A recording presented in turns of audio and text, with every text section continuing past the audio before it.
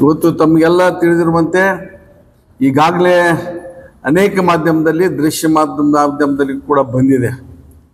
ಸನ್ಮಾನ್ಯ ನಮ್ಮ ರಾಷ್ಟ್ರದ ಹಿರಿಯ ದಲಿತ ನಾಯಕರು ಮತ್ತು ನಮ್ಮ ರಾಷ್ಟ್ರದ ಹಿರಿಯ ರಾಜಕಾರಣಿಗಳು ನಮ್ಮ AICC ಅಧ್ಯಕ್ಷರು ಆಗಿರ್ತಕ್ಕಂಥ ಸನ್ಮಾನ್ಯ ಖರ್ಗೆ ಸಾಹೇಬರ ಕುಟುಂಬದ ಬಗ್ಗೆ ಬಹಳ ಕೇವಲವಾಗಿ ಮಾತನಾಡಿರ್ತಕ್ಕಂಥ ಛಲವಾದಿ ನಾರಾಯಣರವರ ಒಂದು ಧೋರಣೆಯನ್ನು ಕಟುವಾಗಿ ನಾವು ಈ ಸಂದರ್ಭದಲ್ಲಿ ಖಂಡಿಸ್ತಾ ಇದ್ದೇವೆ. ಇವತ್ತು ಸನ್ಮಾನ್ಯ ಖರ್ಗೆ ಸಾಹೇಬರು ಅಧಿಕಾರದಲ್ಲಿರ್ತಕ್ಕಂಥ ಎಲ್ಲ ಸಂದರ್ಭದಲ್ಲಿ ದಲಿತ ಪರವಾಗಿ, ಜನಪರವಾಗಿ, ರೈತರ ಪರವಾಗಿ, ಮಹಿಳೆಯರ ಪರವಾಗಿ, ಎಲ್ಲರ ಪರವಾಗಿ ಹೋರಾಟ ಮಾಡಿರ್ತಕ್ಕಂಥ ಒಬ್ಬ ಮೇಲ್ಪಂಕ್ತಿಯ ನಾಯಕ ಸನ್ಮಾನ್ಯ ಖರ್ಗೆ ಸಾಹೇಬರು. ಅವರು KIDBಯಲ್ಲಿ ಒಂದು ಸೈಟಿಗೆ ಅರ್ಜಿಯನ್ನು ಹಾಕಿ ನಿಯಮದ ಪ್ರಕಾರ ಅರ್ಜಿ ಹಾಕಿ ಒಂದು CA ಸೈಟನ್ನು ಅವರು ಪಡೆದಿದ್ದಾರೆ. CA ಸೈಟ್ ಪಡಿಬೇಕಾದ್ರೆ ಅಲ್ಲಿ ಯಾವುದೇ ನಿಯಮ ಇಲ್ಲ, ಅಲ್ಲಿ ನೋಟಿಫಿಕೇಶನ್ ಮಾಡಬೇಕು ಅಥವಾ ಇದು ಪತ್ರಿಕಾ ಪ್ರಕಟಣೆ ಕೊಡ್ಬೇಕಂತಕ್ಕಂಥದ್ದೇನಿಲ್ಲ. ಅರ್ಜಿ ಹಾಕಿದ ಮೇಲೆ ಎಷ್ಟು ಅರ್ಜಿ ಬರ್ತಾವ, ಅರ್ಜಿಯಲ್ಲಿ ಯಾರು ಅರ್ಹರು ಇರ್ತಾರ ಆ ಅರ್ಹತೆ ಆಧಾರದ ಮೇಲೆ ಅವರಿಗೆ ಆ ಜಾಗವನ್ನು ಅಲಾಟ್ಮೆಂಟ್ ಮಾಡ್ತಕ್ಕಂಥದ್ದು ಆ ಇಲಾಖೆಯ ಒಂದು ನಿಯಮ. ಬಹುಶಃ BJP ಅವರು ಅದೇ ಒಂದು ನಿಯಮಗಳ ಅನುಸಾರವಾಗಿ ಅವರು ಅಧಿಕಾರದಲ್ಲಿ ಇದ್ದಂಥ ಸಂದರ್ಭದಲ್ಲಿ ಸಾವಿರಾರು ಎಕರೆ ಜಮೀನನ್ನು ಕೂಡ ಅವರು ಹಂಚಿದ್ದಾರೆ. ಆದರೆ ಇಲ್ಲಿ ಜಮೀನನ್ನು ಪಡೆದಂಥವ್ರು ಯಾರು, ಅವರ ಅರ್ಹತೆ ಏನು ಅನ್ನೋದನ್ನು ನಾವು ನೋಡ್ಬೇಕಾಗ್ತಾ ಇದೆ. ರಾಹುಲ್ ಖರ್ಗೆ ಅವರು ಅದರ ಟ್ರಸ್ಟಿಯಲ್ಲಿ ಪ್ರಮುಖರಾಗಿದ್ದಾರೆ. ಖರ್ಗೆ ಸಾಹೇಬ್ರವರ ಚಿರಂಜೀವಿ ಅವರು ಏನಪ್ಪ ಅಂದ್ರೆ ಅವರು UPSC ಪಾಸ್ ಆಗಿರ್ತಕ್ಕಂಥವ್ರು. ಆಲ್ ಇಂಡಿಯಾ ಏನು ಸರ್ವಿಸ್ ಇದೆ ಅದನ್ನು ಪಾಸ್ ಆಗಿ ರೆವಿನ್ಯೂ ಸರ್ವಿಸ್ನಲ್ಲಿ ಕೆಲಸ ಮಾಡಿ, ಇಂಡಿಯನ್ ರೆವಿನ್ಯೂ ಸರ್ವಿಸ್ ಅಲಾಟ್ಮೆಂಟ್ ಆಗಿ ಅಲ್ಲಿ ಕೆಲಸ ಮಾಡಿ ರಾಜೀನಾಮೆಯನ್ನು ಕೊಟ್ಟು ಈ ಪಾಲಿ ಭಾಷೆಯಲ್ಲಿ ಸಂಶೋಧನೆ ಮಾಡಲಿಕ್ಕೆ ಅನೇಕ ಕಾರ್ಯಕ್ರಮಗಳನ್ನು ಈ ರಾಜ್ಯದಲ್ಲಿ ಅವರು ಹಮ್ಮಿಕೊಂಡಿದ್ದಾರೆ. ಇವರ ಕೆಲಸಗಳನ್ನು ಇವತ್ತು ಕೇಂದ್ರ ಸರ್ಕಾರದ DRDO ಕೂಡ ಅಭಿನಂದನೆ ಸಲ್ಲಿಸಿದೆ. ಅಂತ ಒಬ್ಬ ಮೇಧಾವಿ ಮತ್ತು ಅನುಭವ ಇರ್ತಕ್ಕಂಥ ಒಬ್ಬ ವ್ಯಕ್ತಿ ಒಂದು ಪಾಲಿ ಭಾಷೆ ಮತ್ತು ಇತರೆ ಕೆಲಸಗಳನ್ನು ಮಾಡಲಿಕ್ಕೆ ಆ ಒಂದು ನಿವೇಶನ ಪಡೆದಾಗ ಅವರು ಅಕ್ರಮವಾಗಿ ನಿಯಮ ಬಾಹಿರವಾಗಿ ಇನ್ಫ್ಲುಯೆನ್ಸ್ ಯೂಸ್ ಮಾಡಿ ಅವರು ಆ ಜಾಗ ಪಡೆದಿದ್ದಾರೆ ಅಂತ ಹೇಳಿ ನಮ್ಮ ಸನ್ಮಾನ್ಯ ಛಲವಾದಿ ನಾರಾಯಣ ಸ್ವಾಮಿ ಅವರು ಹೇಳ್ತಾ ಇದ್ದಾರೆ. ಛಲವಾದಿ ನಾರಾಯಣ ಸ್ವಾಮಿ ಅವರು ಯಾರು ಬೇರೆ ಅಲ್ಲ, ನಾವೆಲ್ಲ ಒಂದೇನೆ. ಆದರೆ ಖರ್ಗೆ ಸಾಹೇಬ್ರವರ ಕೃಪಾಶೀರ್ವಾದದಿಂದ ಆಲ್ ಇಂಡಿಯಾ ರೈಲ್ವೆ ಬೋರ್ಡಿನ ಕನ್ಸ್ಯೂಮರ್ ಫೋರಂದ ಅಧ್ಯಕ್ಷರಾಗಿ ಅವರನ್ನು ನೇಮಕ ಮಾಡಿರ್ತಕ್ಕಂಥವ್ರು ಸನ್ಮಾನ್ಯ ಖರ್ಗೆ ಸಾಹೇಬರು. ಅವರು ನೇಮಕ ಆದಂಥ ಸಂದರ್ಭದಲ್ಲಿ ಇಡೀ ಭಾರತ ದೇಶದ ಉದ್ದಗಲಕ್ಕೂ ತಿರುಗಾಡಿ ಇವತ್ತು ಆ ಒಂದು ಹುದ್ದೆಯ ಒಂದು ಎಲ್ಲ ಅನುಭವಗಳನ್ನು ಪಡೆದಿರ್ತಕ್ಕಂಥವ್ರು. ಜೊತೆಗೆ 2013ರಲ್ಲಿ ಕರ್ನಾಟಕದಲ್ಲಿ ನಮ್ಮ ಸರ್ಕಾರ ಬಂದ ಮೇಲೆ ಅವರಿಗೆ ಅರಣ್ಯ ನಿಗಮದ ಅಧ್ಯಕ್ಷರನ್ನು ಕೂಡ ಸನ್ಮಾನ್ಯ ಖರ್ಗೆ ಸಾಹೇಬ್ ಮಾಡಿದ್ರು, ಅರಣ್ಯ ನಿಗಮದ ಅಧ್ಯಕ್ಷರು. ಈ ಅವಧಿಯಲ್ಲಿ ಅವ್ರು ಏನು ಮಾಡಿದ್ರು ಅಂತ ನಾನು ಹೇಳಬಾರ್ದು, ಆದರೆ ಅನಿವಾರ್ಯ ಈ ಸಂದರ್ಭದಲ್ಲಿ ಖರ್ಗೆ ಸಾಹೇಬ್ ಮೇಲೆ ಅಪಾದ ಮಾಡಿದ್ರಿಂದ ನಾನು ಈ ಮಾತನ್ನು ಹೇಳಲೇಬೇಕಾಗ್ತಾ ಇದೆ. ಅಲ್ಲೊಂದು ಏನು ಅವ್ರನ್ನ ನೇಮಕ ಮಾಡಿದ್ರು ಅರಣ್ಯ ಅಭಿವೃದ್ಧಿ ನಿಗಮದ ಅಧ್ಯಕ್ಷರನ್ನಾಗಿ, ಅಲ್ಲಿ ಒಂದು 20 ಲಕ್ಷ ರೂಪಾಯಿ ಟೆಂಡರ್ ಇತ್ತು. ಅವ್ರ ಮಗನಿಗೆ ಆ ಟೆಂಡರ್ನ ಕೊಟ್ಟರು. ಅದನ್ನು 80 ಲಕ್ಷದವರೆಗೆ ಆ ಟೆಂಡರ್ ಖರ್ಚು ಮಾಡಿದ್ರು. ಅವರು ಕಾನೂನು ಮೀರಿ ಹೋಗಿದ್ದಲ್ವ ಇದು. ಅದಕ್ಕಾಗಿ ಇವತ್ತೇನಿದೆ ಸನ್ಮಾನ್ಯ ಖರ್ಗೆ ಸಾಹೇಬರು ಇವತ್ತೇನು ಅವ್ರ ಹೆಸರಿಗೆ ಮಸಿ ಬೆಳೀತಕ್ಕಂಥ ಒಂದು ಕೆಲಸ ನಡೀತಿದೆ, ಅದು ಸಾಧ್ಯ ಇಲ್ಲ ಅಂತಕ್ಕಂಥ ಮಾತನ್ನು ಹೇಳ್ತೇನೆ. ಯಾರು ಇವತ್ತು ಅವ್ರ ಬಗ್ಗೆ ಈ ರೀತಿಯಾದಂಥ ಕೆಲಸ ಮಾಡ್ತಾ ಇದ್ದಾರೆ ಅದು ಭವಿಷ್ಯದಲ್ಲಿ ಅವ್ರಿಗೆ ತಿರುಗುಬಾಣ ಆಗ್ತಾ ಇದೆ ಅಂತಕ್ಕಂಥದ್ದು ಕೂಡ ನಾನು ಹೇಳಲಿಕ್ಕೆ ಬಯಸ್ತಾ ಇದ್ದೇನೆ. MB ಪಾಟೀಲ್ ಸಾಹೇಬರು ನಿಯಮ ಮೀರಿ ಯಾವುದನ್ನು ಕೂಡ ಮಾಡಿಲ್ಲ. ಅವ್ರ ಬಗ್ಗೆ ಅನೇಕ ಅಭಿಪ್ರಾಯಗಳನ್ನ BJP ಅವರು ನಿನ್ನೆ ಎಲ್ಲೋ ಒಂದು ಕಡೆ ಬಿಜಾಪುರದಲ್ಲಿ ಒಂದು ಸ್ಟ್ರೈಕ್ ಮಾಡಿದ್ದಾರೆ. ಬಹುಶಃ ಏನು BJP ಸರ್ಕಾರ ಇತ್ತು, ಯಡಿಯೂರಪ್ಪನವ್ರ ಸರ್ಕಾರ, ಆಮೇಲೆ ಶೆಟ್ಟರ್ ಅವ್ರ ಸರ್ಕಾರ, ಆಮೇಲೆ ಸದಾನಗೌಡರ ಸರ್ಕಾರ, ಬೊಮ್ಮಾಯಿ ಅವ್ರ ಸರ್ಕಾರ, ಈ ಅವಧಿಯಲ್ಲಿ KRDBಯಲ್ಲಿ ಏನು ನಿಯಮ ಮಾಡಿದ್ರು ಆ ನಿಯಮಗಳ ಅನುಸಾರವಾಗಿ ಆ ಹಂಚಿಕೆಯನ್ನು ಇವತ್ತು ಸನ್ಮಾನ್ಯ MB ಪಾಟೀಲ್ ಸಾಹೇಬರು ಮಾಡ್ತಾ ಇದ್ದಾರೆ. ನಿಯಮ ಬಾಹಿರವಾಗಿ ಎಲ್ಲಿಯೂ ಕೂಡ ಒಂದು ಕೆಲಸ ಮಾಡಿಲ್ಲ. ಸುಮ್ಮನೆ ಅವರ ವ್ಯಕ್ತಿತ್ವಕ್ಕೆ ಕೆಟ್ಟ ಹೆಸರು ತರ್ತಕ್ಕಂಥ ಕೆಲಸ ಇವತ್ತು ಕೆಲವು ಮಂದಿ ಮಾಡ್ತಾ ಇದ್ದಾರೆ. ಇವತ್ತು ಬಿಜಾಪುರ ಜಿಲ್ಲೆಯಲ್ಲಿ ಬಹುಶಃ ಅಲ್ಪಸಂಖ್ಯಾತರಿಗೆ, ದಲಿತರಿಗೆ, ಮೈನಾರಿಟಿಗೆ ವಿಶೇಷವಾದಂಥ ಕಾಳಜಿ ಯಾರಾದರೂ ಮಾಡಿದರೆ ಅದು ಸ್ವಾಭಾವಿಕವಾಗಿ MB ಪಾಟೀಲ್ ಸಾಹೇಬರು ಮಾಡಿದ್ದಾರೆ ಅಂತ ಹೇಳಿ ನಾನು ಹೇಳಬೇಕಾಗ್ತಾ ಇದೆ. ಈ ಸಂದರ್ಭದಲ್ಲಿ ಅವ್ರಿಗೆ ಕೂಡ ಕೆಟ್ಟ ಹೆಸರು ತರಬೇಕು, ಅವ್ರ ಬಗ್ಗೆ ವಿಚಾರಣೆ ಮಾಡಬೇಕು ಅಂತಕ್ಕಂಥದ್ದು ಕೂಡ ಷಡ್ಯಂತ್ರ ಮಾಡ್ತಾ ಇದ್ದಾರೆ. ಈಗೇನು ಬಳ್ಳಾರಿ ಒಬ್ಬ ಯುವಕ, ಅವ್ರ ಮೇಲೂ ಕೂಡ ನೀವು ಚಾರ್ಜ್ ಶೀಟ್ ಮಾಡಬೇಕು ಅಂತೇಳಿ ಹೋಗಿದ್ದ. ಇದು ಮೊದಲಲ್ಲ, ಅವನು ಹಿಂದೂ ಕೂಡ ಅನೇಕ ಪ್ರಯತ್ನಗಳನ್ನು ಮಾಡಿದ್ದಾನೆ. ಆ ಚಾರ್ಜ್ ಶೀಟ್ ಮಾಡ್ಬೇಕನ್ನೋ ಅವನ ಅರ್ಜಿ ಅನೇಕ ಸಲ ಹೊಳೆ ಹಾಕಿದ್ದಾರೆ ಗವರ್ನರು. ಯಾಕಂದ್ರೆ ಯಾವುದೂ ನಿಯಮದಲ್ಲಿ ಇಲ್ಲ, ಯಾಕೆ ಮಾಡ್ತಾ ಇದ್ದೀರಿ ಅಂತ ಹೇಳಿ. ಬಟ್ ಇದು ರಾಜಕೀಯ ಉದ್ದೇಶ ಪೂರಿತವಾಗಿ ಇವತ್ತು ಮಾಡ್ತಾ ಇದ್ದಾರೆ. ಇವತ್ತು ಸನ್ಮಾನ್ಯ ನಮ್ಮ ಲೋಕಸಭಾ ಸದಸ್ಯರು ಕೂಡ ಅದನ್ನ ಪ್ರಾಸಿಕ್ಯೂಷನ್ ಮಾಡಬೇಕು ಅಂತ ಹೇಳಿ ಒಂದು ಸ್ಟೇಟ್ಮೆಂಟನ್ನು, ಯಾವ ಪತ್ರಿಕೆ ಸರ್ ಅದು, ಹಿಂದೂ ಪತ್ರಿಕೆಯಲ್ಲಿ ಕೂಡ ಒಂದು ಸ್ಟೇಟ್ಮೆಂಟ್ ಮಾಡಿದರು ನಮ್ಮ ಸನ್ಮಾನ್ಯ ಲೋಕಸಭಾ ಸದಸ್ಯರು. ಬಹುಶಃ BJP ಸರ್ಕಾರದಲ್ಲಿ ಏನೇನು ಲೂಟಿ ಹೊಡೆದಿದ್ದಾರೆ ಅನ್ನೋದ್ರ ಬಗ್ಗೆ ಅವರು ಪ್ರಾಸಿಕ್ಯೂಷನ್ಗೆ ಹಾಕಿದ್ರೆ ಭಾಳ ಸೂಕ್ತ ಆಗ್ತಾ ಇತ್ತು. ಇವತ್ತು 30 ವರ್ಷ ಆದರೂ ಕೂಡ ಬಿಜಾಪುರದಲ್ಲಿ ನಾವು ಲೋಕಸಭೆಯ ಸದಸ್ಯರಿಂದ ಯಾವ ರೀತಿ ಅಭಿವೃದ್ಧಿ ಆಗಿದೆ ಅಂತಕ್ಕಂಥ ತಾವೆಲ್ಲ ಕಾಣ್ತಾ ಇದ್ದೀರಿ. ಇದನ್ನ ನೋಡಿ ಪಾಪ ಸುಧಾಮೂರ್ತಿ ಅವರಿಗೆ ನಾವು ಅಭಿನಂದಿಸಬೇಕಾಗ್ತಾ ಇದೆ. ಅವರು ನಮ್ಮ ಬಿಜಾಪುರ ಜಿಲ್ಲೆಯನ್ನು ದತ್ತಕ್ಕೆ ತೆಗೆದುಕೊಂಡಿದ್ದಾರೆ. ಬಿಜಾಪುರ ಜಿಲ್ಲೆಯಲ್ಲಿ ಇವತ್ತಿನ ಲೋಕಸಭಾ ಸದಸ್ಯರು ಏನು ಮಾಡಿಲ್ಲ ಅನ್ನೋ ಅರ್ಥದಲ್ಲಿ ಅವರು ಹೇಳಲಿಕ್ಕಿಲ್ಲ. ಇಲ್ಲಿ ಆ ಡೆವಲಪ್ಮೆಂಟ್ ಆಗಲಿಲ್ಲ. MP ಗಳು ಏನು ಮಾಡಬೇಕಾಗಿತ್ತು ಅದನ್ನು ಮಾಡಲಿಕ್ಕೆ ಆಗದೇ ಇರೋದ್ರಿಂದ ಅವರು ಇಲ್ಲಿ ಬಂದಾಗ ಬಿಜಾಪುರ ಜಿಲ್ಲೆಯ ಸಮಗ್ರ ಅಧ್ಯಯನ ಮಾಡಿ ಬಿಜಾಪುರ ಜಿಲ್ಲೆಯನ್ನು ನಾನು ದತ್ತಕ್ಕೆ ತೆಗೆದುಕೊಳ್ತೇನೆ ಅಂತಕ್ಕಂಥದ್ದು ಹೇಳಿರ್ಬೇಕಾದ್ರೆ ಬಹುಶಃ ನಾವು ಅದನ್ನು ಸ್ವಾಗತ ಮಾಡೋಣ. ಅವರ ಕ್ರಮ ಯಾವುದೇ ಪಕ್ಷದಲ್ಲಿರಲಿ ಅದನ್ನು ನಾವು ಸ್ವಾಗತ ಮಾಡ್ತೀವಿ. ಆದರೆ ಲೋಕಸಭಾ ಸದಸ್ಯರ ವರ್ತನೆಯನ್ನು, ಅವರ ಹೇಳಿಕೆಯನ್ನು ನಾವು ಖಂಡಿಸ್ತೇವೆ ಅಂತಕ್ಕಂಥದ್ದನ್ನು ಬಲವಾಗಿ ಹೇಳಲಿಕ್ಕೆ ಇಷ್ಟಪಡ್ತಾ ಇದ್ದೇನೆ. ಇವತ್ತು ಇಷ್ಟೆಲ್ಲ ಆಪಾದನೆ ಮಾಡೋರು ಇವತ್ತು ನಮ್ಮ ಧಾರವಾಡದ ಶಾಸಕರಾಗಿರ್ತಕ್ಕಂಥ ಬೆಲ್ಲದವರು ಇದೇ KRDBಯಲ್ಲಿ 32 ಸೈಟ್ಗಳನ್ನು ಪಡೆದಿದ್ದಾರೆ. 32 ಸೈಟ್ಗಳನ್ನು ಪಡೆದು ಒಂದು ಸೈಟ್ನಲ್ಲಿ ಕೂಡ ಅಭಿವೃದ್ಧಿ ಮಾಡಿಲ್ಲ. ಮತ್ತೆ ಇದನ್ನೆಲ್ಲ ಯಾರು ಹೇಳ್ಬೇಕು, ಇದನ್ನೆಲ್ಲ ಯಾರು ಮಾತಾಡಬೇಕು? ಹೀಗೆ ಅನೇಕ ಇವತ್ತು ಜಗದೀಶ್ ಶೆಟ್ಟರ್ ಆಗಿರಬಹುದು ಎಲ್ಲ ಫಲಾನುಭವಿಗಳನ್ನು ಪಡೆದಿದ್ದಾರೆ. ಬಹುಶಃ ಮತ್ತು ಇವರು ಬೆಲ್ಲದವರು ಒಂದು ಇದ್ರ ಬಿಟ್ಟು ಕೂಡ 100 ಎಕರೆ ಜಮೀನು ತಗೊಂಡಾರೆ ಸರ್ಕಾರದ್ದು.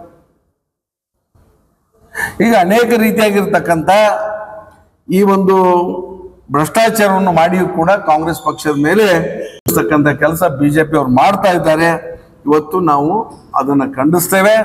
ಇವತ್ತು ಚಲವಾದಿ ನಾರಾಯಣ ಸ್ವಾಮಿ ಅವ್ರಿಗೆ ಹೇಳ್ತಾ ಇದ್ದೇವೆ, ದಯವಿಟ್ಟು ನಿಮ್ಮ ಹೆಗಲ ಮೇಲೆ ಬಂದೂಕನ್ನು ಇಟ್ಟು ಇವತ್ತು BJP ಅವರು ನಾಟಕ ಮಾಡ್ತಾ ಇದ್ದಾರೆ. ಅದನ್ನು ನೀವು ಅರ್ಥ ಮಾಡ್ಕೋಬೇಕು. ಸನ್ಮಾನ್ಯ ನಾರಾಯಣ ಸ್ವಾಮಿ ಅವರೇ, ನೀವು ಕೂಡ ನಮ್ಮ ಗೆಳೆಯರು, ಸೋದರರು, ದಯವಿಟ್ಟು ನಿಮ್ಮಿಂದ ಆ ಥರ ಆಗಬಾರ್ದು ಅಂತಕ್ಕಂಥ ವಿನಂತಿಯನ್ನು ಈ ಒಂದು ಗೋಷ್ಠಿ ಮುಖಾಂತರ ನಾನು ಮಾಡ್ಕೊಳ್ಳಿಕ್ಕೆ ನಾನು ಬಯಸ್ತಾ ಇದ್ದೆ.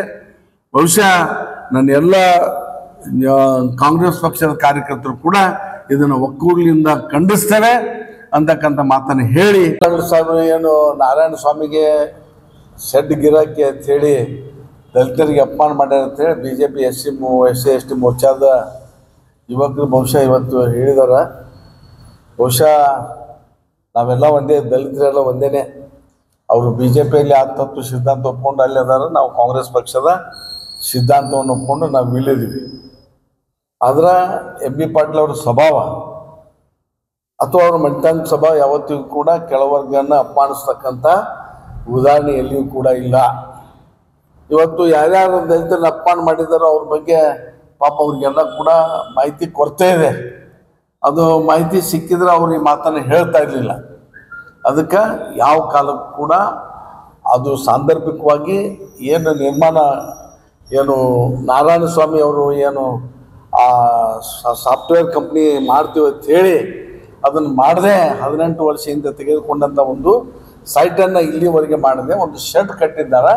ಅದಕ್ಕಾಗಿ ಬಿಜಾಪುರ ಭಾಷೆಯಲ್ಲಿ ಅವ್ರು ಶೆಡ್ ಗಿರಾಕಿ ಅಂತ ಹೇಳಿ ಅಂದಿದ್ದಾರೆ. ವಿನ ದಲಿತರಿಗೆ ಅಪಮಾನ ಮಾಡ್ಬೇಕಂತಕ್ಕಂಥ ಯಾವ ದುರುದ್ದೇಶವೂ ಕೂಡ ಅವರಲ್ಲಿ ಇಲ್ಲ ಅಂತಕ್ಕಂಥದ್ದು ಈ ಮಾತನ್ನು ಈ ಸಂದರ್ಭದಲ್ಲಿ ಸ್ಪಷ್ಟೀಕರಣ ಮುಖಾಂತರ ಹೇಳಿಕೆ ಬಯಸ್ತೇನೆ. ಅವರು ಮೇಲೆ ರಾಜ್ಯಪಾಲರು ನಿನ್ನೆ ಒಂದು ನಿರ್ಧಾರ ಆಗಬೇಕಾಗಿ, ಆದರೆ ಒಂದು ವೇಳೆ ನಿರ್ಧಾರ ಏನಾದರೂ ಪ್ರಾಸಿಕ್ಯೂಷನ್ಗೆ ಅನುಮತಿ ಕೊಟ್ಟರೆ ಸಿದ್ದರಾಮಯ್ಯ ಅವರು ರಾಜೀನಾಮೆ ಕೊಡುವಂತ ಪರಿಸ್ಥಿತಿ ಬಂದರೆ ಸಾರ್ವಜನಿಕ ವಲಯದಲ್ಲಿ ಚರ್ಚೆ ನಡೆದಿರ್ತಕ್ಕಂಥ ವಿಚಾರ. ಖರ್ಗೆ ಅವರನ್ನ ಮುಖ್ಯಮಂತ್ರಿ ಮಾಡ್ತಾರೆ ನೋಡಿ, ನಾವಿಲ್ಲಿ ಸ್ಪಷ್ಟವಾಗಿ ಹೇಳಲಿಕ್ಕೆ ಬಯಸ್ತೇನೆ. ಆ ಪ್ರಾಸಿಕ್ಯೂಷನ್ದಲ್ಲಿ ಅವ್ರೇನು ಕೊಟ್ಟಿದ್ದಾರಲ್ಲ ಗವರ್ನರ್ ಅವರು, ಅದರಲ್ಲಿ ಯಾವುದೇ ಹುರುಳಿಲ್ಲ.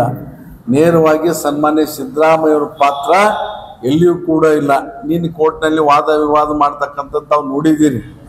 ಜಡ್ಜ್ ಸ್ಪಷ್ಟವಾಗಿ ಕೇಳ್ಯಾರ, ಆಯ್ತಪ್ಪ ನೀವೆಲ್ಲ ವಾದ ವಿವಾದ ಮಾಡಿದ್ರಿ, ಎಲ್ಲನೂ ಕನ್ವಿನ್ಸ್ ಮಾಡಿದ್ರಿ ಕೋರ್ಟಿಗೆ, ಆದರೆ ಸಿದ್ದರಾಮಯ್ಯವ್ರ ಪಾತ್ರ ಏನಿದೆ ಅನ್ನೋದು ನೀವು ಯಾರೂ ಹೇಳಿಲ್ಲ ಅನ್ನೋದು ಕೂಡ ಜಡ್ಜ್ ಅವರು ಕೂಡ ಅವ್ರಿಗೇನು ಪ್ರತಿವಾದ ತುಷಾರ್ ಮೆಹ್ತಾ ಮತ್ತು ಇನ್ನೂ ಅವ್ರು ಯಾರ್ಯಾರು ಇದ್ದಾರಲ್ಲ ಅವ್ರಿಗೆಲ್ಲ ಕೂಡ ಈ ಪ್ರಶ್ನೆಯನ್ನು ಮಾಡಿದ್ದಾರೆ.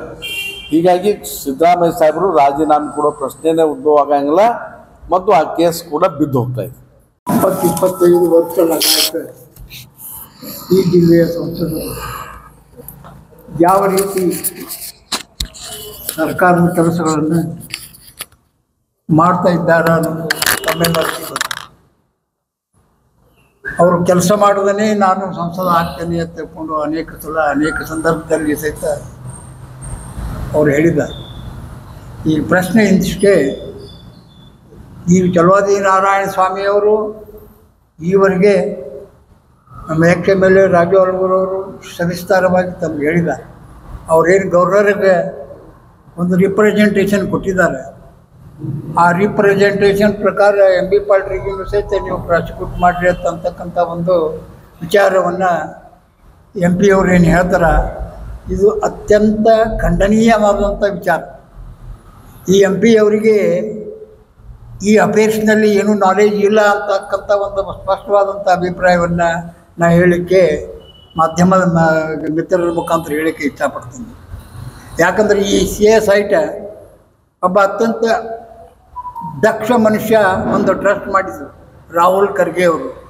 He is A well qualified gentleman, having got through in the IRS examination and served as a IRS officer and tendered his resignation and came out to the public service. ಅಂಥವರು ಇಂಥ ಒಂದು ಟ್ರಸ್ಟನ್ನು ಮಾಡ್ತಾ ಇದ್ದಾರೆ.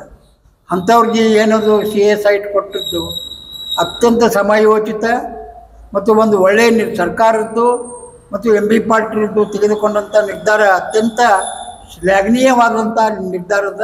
ಯಾಕಂದರೆ ಆ ಮಿಷನ್ ಮುಖಾಂತರ ಪಾಲಿ ಭಾಷೆ, ಈ ಬುದ್ಧಿಸಮ, ಈ ಮಿಷನ್ನ ಅದನ್ನು ಅವರು ಇಡೀ ಎಂಟೈರ್ ಸ್ಟೇಟ್ ಅಷ್ಟೇ ಅಲ್ಲ, ಈ ದೇಶದ ಅನೇಕ ರಾಜ್ಯಗಳಿಗೆ ಸಹಿತ ಇದನ್ನು ಪಬ್ಲಿಸಿಟಿ ಮಾಡಬೇಕು ಅಂತಕ್ಕಂಥ ಒಂದು ಮಹಾನ್ ಒಂದು ಉದ್ದೇಶ ಇಟ್ಕೊಂಡು ರಾಹುಲ್ ಖರ್ಗೆಜಿಯವರು ಮಾಡಿದ್ದಾರೆ. ಅವ್ರಿಗೇನು CSIT ಕೊಟ್ಟಿದ್ದಾರೆ, ಅತ್ಯಂತ ಸಮಯೋಚಿತವಾದಂಥ ನಿರ್ಧಾರದ. ಅದನ್ನು ನಾವು ವಿಶೇಷವಾಗಿ ಕಾಂಗ್ರೆಸ್ನವರು ಅದನ್ನು ಶ್ಲಾಘಿಸ್ತಿದ್ದೀವಿ.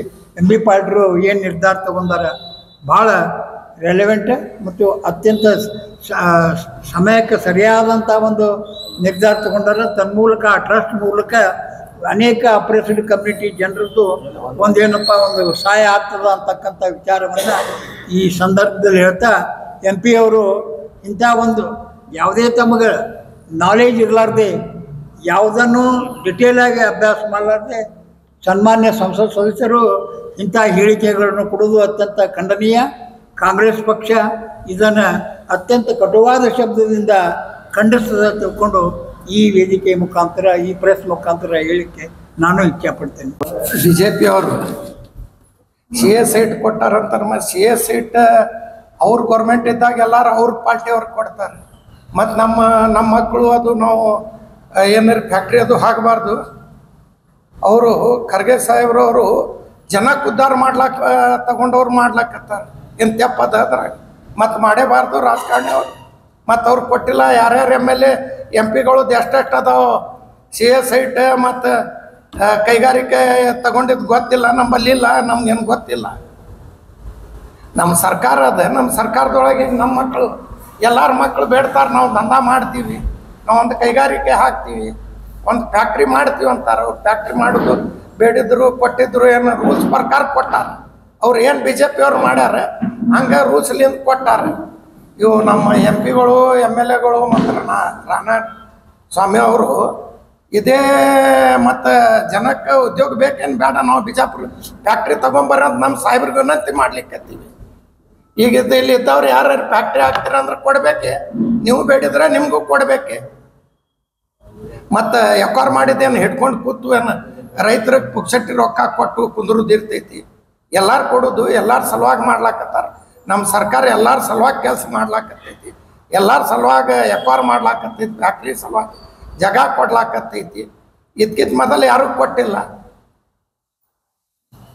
ಎಲ್ಲ ಜಿಲ್ಲೆದೊಳಗೆ ಅದಾವ, ಎಲ್ಲ ಜಿಲ್ಲೆ ಎಲ್ಲ MLAಗಳು MP ಗಳು ಕಾರ್ಯಕರ್ತಗಳು ಅವ್ರ ಮಂದಿ ತಗೋತಾರ. ಹಂಗೆ ನಾವು ಬೇಡ, ನಮ್ಮ ಮಂದಿನೂ ಬೇಡ್ತಾರೆ, ಕೊಡ್ತೀವಿ. ಅವ್ರು ಫ್ಯಾಕ್ಟ್ರಿ ಹಾಕ್ಲಕ್ಕ ಮಾಡಿಕೊಡ್ರಿ ಅಂತ ನಾವೇ ವಿನಂತಿ ಮಾಡ್ತೀವಿ ನಮ್ಮ ಸರ್ಕಾರಕ್ಕೆ. ಈ BJP ಅವರು ಬರೀ ಸುಳ್ಳು ಹೇಳೋದು, ಅದು ಸ್ಟ್ರೈಕ್ ಮಾಡೋದು, ಇದು ಸ್ಟ್ರೈಕ್ ಮಾಡೋದು ಬಿಟ್ಟು ಒಂದ್ಸಲ ಜನರ ಕಾಳಜಿ ಮಾಡಲಿ. और नए न्यूज़ों के लिए देखते रहिए अपना चैनल TV22 न्यूज़। लाइक करें, शेयर करें, सब्सक्राइब करें और बेल आइकन बटन दबाना ना भूलें।